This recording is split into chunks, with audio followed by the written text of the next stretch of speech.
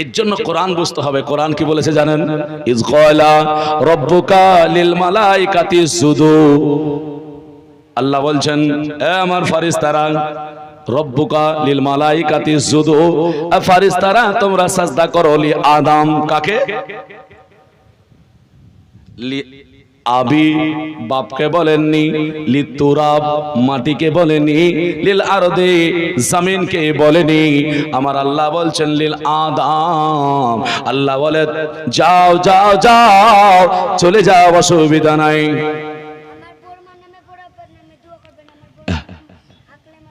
ঠিক আছে, যা হোক, এ মেয়েটি বড় মা আর বড় আব্বার জন্য দিয়েছে, মাশাআল্লাহ, আলহামদুলিল্লাহ। যাই হোক, দোয়া করতে বলেছেন, করব।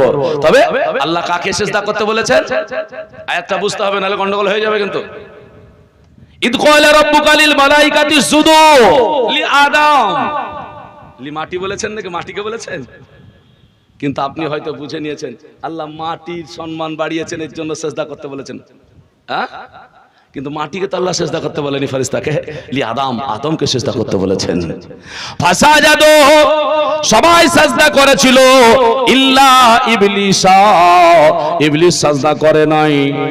আবা ওয়াস্তাকবারা ওয়া কানা মিনাল কাফিরিন। আমার আল্লাহ রাব্বুল আলামিন বললেন, ও দুনিয়ার মানুষেরা শোনো, শয়তানকে আজকে যেন অহংকার করার কারণে ইবলিস অহংকার করেছে, এই কারণে আমি তাকে কাফের গণ্য করে দিয়েছি। অর্থাৎ আয়াতের মধ্যে আল্লাহ পাক মাটিকে বলেনি, আল্লাহ পাক রব্বুল আলামিন তাহলে এটা বলতেন লি আদম তুরাব। এ শোনো শোনো, আজকে জগতের মানুষেরা, আজকে জগতের মানুষেরা আদমের মধ্যে যে মাটিটা আছে, মাটিকে সিজদা করো। আল্লাহ বললেন না, তোমরা আদমকে সিজদা করো। কেন আদমকে আল্লাহ পাক সিজদা করতে বললেন? একটাই কারণ, আদম আলাইহিস সালাম মানব, আর মানবের মর্যাদা আল্লাহ দান করবেন। এর জন্য ফেরেশতাকে বললেন তুমি মানব আদমকে সিজদা করো। কথা বুঝাতে পেরেছি? যদি বুঝটা সঠিক থাকে তাহলে হবে, নাহলে গন্ডগোল হয়ে যাবে। আপনি হয়তো ভেবে নিয়েছেন যে আল্লাহ তাহলে মাটিকে সিজদা করতে বললেন, তাহলে মাটির মর্যাদা বেশি নাকি?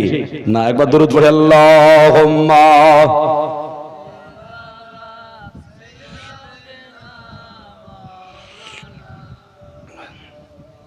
ওয়া আলা আলি সাইয়্যিদিনা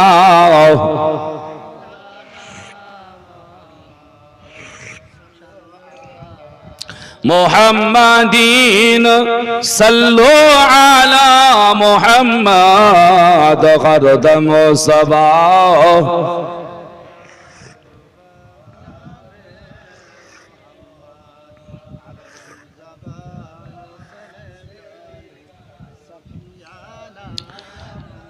মুহাম্মদ সাল্লাল্লাহু তাআলা আলাইহি ওয়াসাল্লামের জন্য বাবা ক্লিয়ার আপনাকে বোঝাতে চাইলাম, এখানে আপনার যেন মাটির মর্যাদা বেশি এমনটা কিন্তু নয়।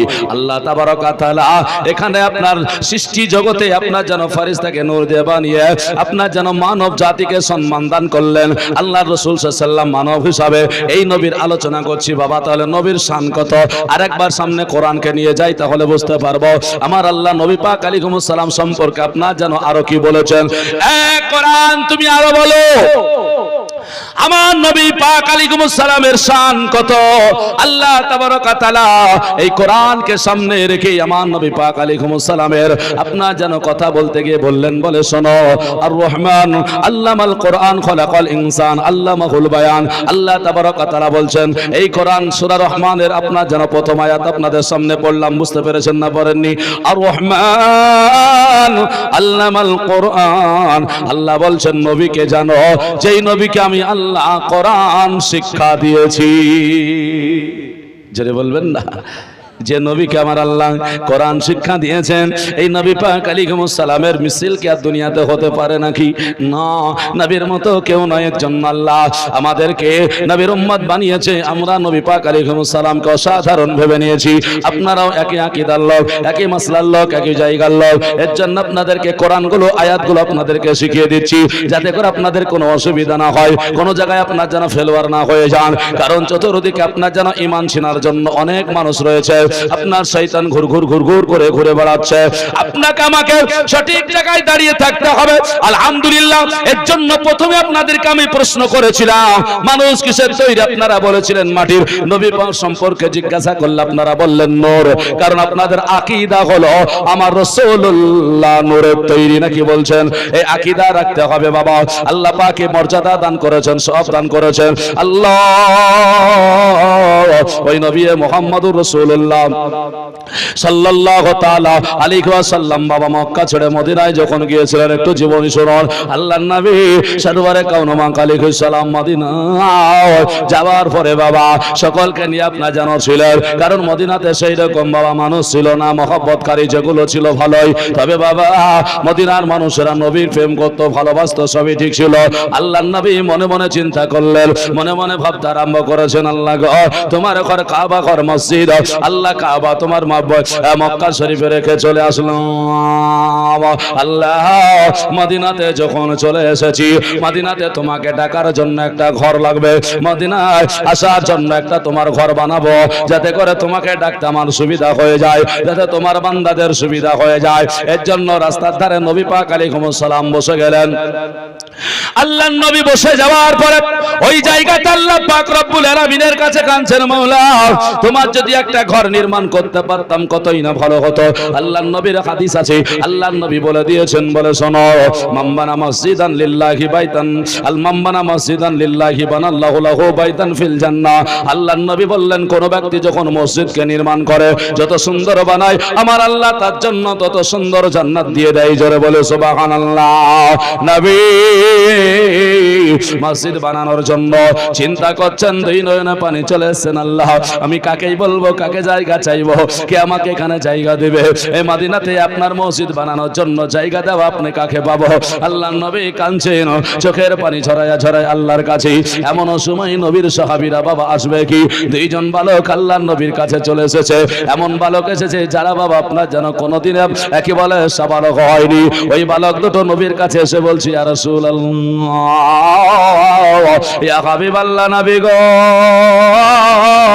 ওগো আল্লাহর হাবিব, আপনি কেন কাঁদেন? মক্কা ছেড়ে মদিনার সরজমিনে চলে এসেছেন, আপনাকে আমরা মারহাবা বলে তুলে নিয়েছি, আপনাকে ভালোবাসি গো নবী, আপনাকে জানার চাইতে বেশি ভালোবাসি নবী গো, আপনাকে প্রেম করি নবী গো, আপনার কথা শুনে নবী আপনি বলুন না কেন কান্না করেন? আল্লাহর নবী দুইজন না বালক ছেলের কথা শুনে আপনার যেন আরো কাঁদছেন। আল্লাহ, যেখানে মদিনার অনেক মানুষ আছে যারা আমার কাছে এখন আসতে দেরি করে ফেলেছে, আমার কাছে খবর নাই না। ওগো নবী, যে নবী হায়াতুন নবী রাহমাতাল লিল আলামিন বালক দুটোর দিকে তাকায়া কাঁদছে আর বলছে, বালক রে, আমি এখানে আল্লাহর কাছে কাঁদছি, আমার কাছে এসে তোমরা কেন জিজ্ঞাসা করছো? বললো ছেলে দুটো বলে, নবী গো, আপনাকে যখন ভালোবেসেছি, মোহাব্বত করেছি, আপনার দুই নয়নের পানি আমরা কোনোদিন পড়তে দেব না, আমাদের সামনে চোখের পানি পড়বে, এটা আমি মেনে নিতে পারবো না। নবী আপনার জীবনের কষ্টটুকু একটু আমাকে বলুন না, কেন কাঁদতেছেন? ছেলে দুটোর দিকে তাকায়া বলে, বালক, আমি তোমাদেরকে বললে কি আমার সমস্যার সমাধান হবে নাকি? ছেলে দুটো বললো, হুজুর হবে কিনা তবে আমার জানা নাই, তবে আপনি বলুন না কেন? আল্লাহর নবী ছেলে দুটোকে বুকে জড়িয়ে ধরলেন, বালককে বলছেন, বালক রে, আমি যেন খোদার ঘর বানাবো, আমি তো মক্কা ছেড়ে চলেছি, মদিনায় আমার কেউ নাই, তোমরাই সব এখানে, তাই একটু জায়গা না হলে তো আর ঘর বানানো যায় না। এর জন্য বললাম একটু ঘর যদি হতো ভালো হতো, একটু জায়গা দরকার। ছেলে দুটো আল্লাহর নবীর চোখে দুহাত লাগাইয়া দিয়ে বলে, হুজুর আর কাঁদবেন না, চোখের পানি ফেলবেন না, আর চোখের পানি ফেলতে হবে না। বলে, কেন রে বালক? ও নবী